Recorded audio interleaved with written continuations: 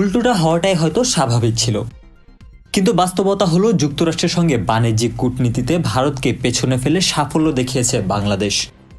বাণিজ্য কূটনীতির মঞ্চে দিল্লিকে হারিয়ে ঢাকা পেয়েছে একটি সোজা সাপটা কূটনৈতিক ও অর্থনৈতিক বিজয়।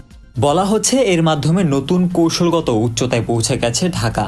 ইতিমধ্যেই প্রধান উপদেষ্টা অধ্যাপক মোহাম্মদ ইউনূস চুক্তিটিকে অভিহিত করেছেন সুস্পষ্ট কূটনৈতিক বিজয় হিসেবে।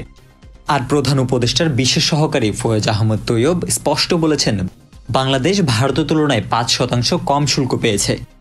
এটি সময়ের বিচারে অসামান্য অর্জন। চুক্তির কৌশলে যেভাবে বাজিমাত করল ঢাকা।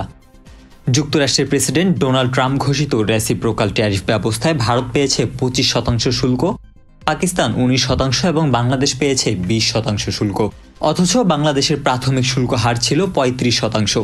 এই বিপুল পরিবর্তন নিছক কোনো টেবিল আলোচনা নয়, এটি একটি জিও ইকোনমিক পালাবদল, যেখানে দিল্লি পিছিয়ে ঢাকা এগিয়ে। দক্ষিণ এশিয়ার এই শুল্কচিত্রে বাংলাদেশ ভারতের চেয়ে কম শুল্ক পেয়ে মার্কিন বাজারে প্রবেশ করতে যাচ্ছে। পাকিস্তান কিছুটা এগিয়ে থাকলেও তাদের সাথে যুক্তরাষ্ট্রের চুক্তি সীমাবদ্ধ কেবল তেল মজুদের খাতে। অন্যদিকে বাংলাদেশের চুক্তি বিস্তৃত ও পূর্ণাঙ্গ, যার আওতায় তৈরি পোশাক, প্লাস্টিক, হোম টেক্সটাইল সহ প্রধান রপ্তানি খাতগুলো এসেছে। ফেব্রুয়ারি থেকে শুরু হওয়া দীর্ঘ ও কঠিন আলোচনায় বাংলাদেশি টিম শুধু শুল্ক কমাতে সক্ষম হয়নি, বরং এই অঞ্চলের প্রতিদ্বন্দ্বী দেশগুলোর তুলনায় অগ্রাধিকারমূলক হার আদায় করেছে।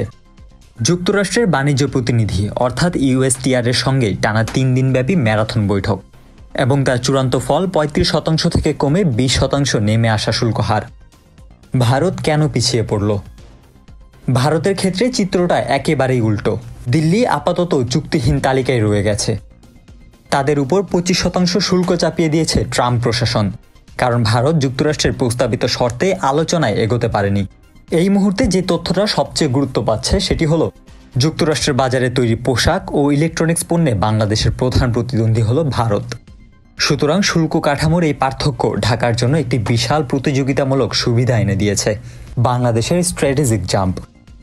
যুক্তরাষ্ট্রের নতুন শুল্ক কাঠামো একটি প্রতিশোধমূলক ও রাজনৈতিক সিদ্ধান্ত হলেও বাংলাদেশ এটিকে স্ট্র্যাটেজিক লিভারেজে পরিণত করতে পেরেছে।